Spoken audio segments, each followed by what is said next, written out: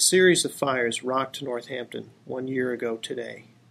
Authorities say each was set by the same hand, with a cigarette lighter, in unlocked porches and vehicles, all within a 1-mile radius outside downtown.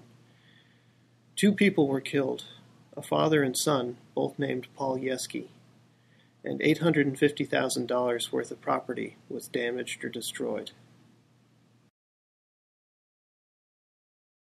I can't tell you how many people will stop and want to talk about what happened.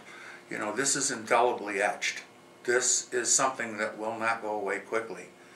There had been a series of fires going 3 or 4 years previous to this one day when we had a multitude of them, and they were sort of concentrated in an area, and there was a sense that it might be somebody in the neighborhood, but we didn't know.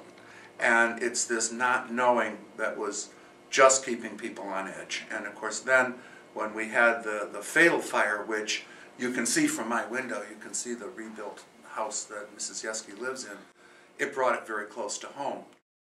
Local, state, and federal authorities teamed up to investigate the fires. After 9 days, they arrested a suspect, Anthony Baye, charging him with setting fire to the Yeski's house and murdering them. More charges were filed in the following weeks.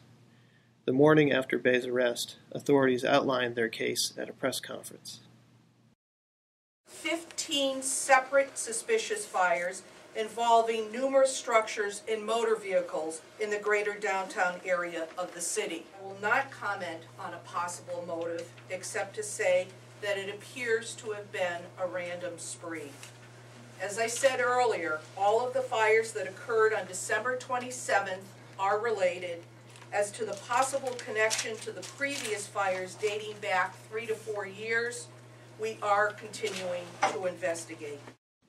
In the wake of the fires, Northampton residents shared their concerns at community meetings, paid their respects to the Yeskis, and stepped up to help other arson victims, donating a total of $87,000.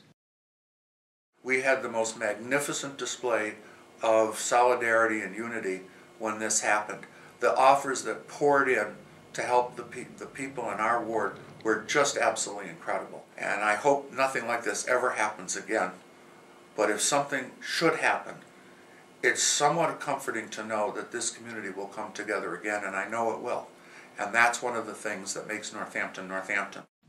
A silent vigil to mark the anniversary of the fires will be held tonight at Lampron Park on Bridge Street. Meanwhile, Baye is still awaiting trial. For GazetteNet, I'm James F. Lowe.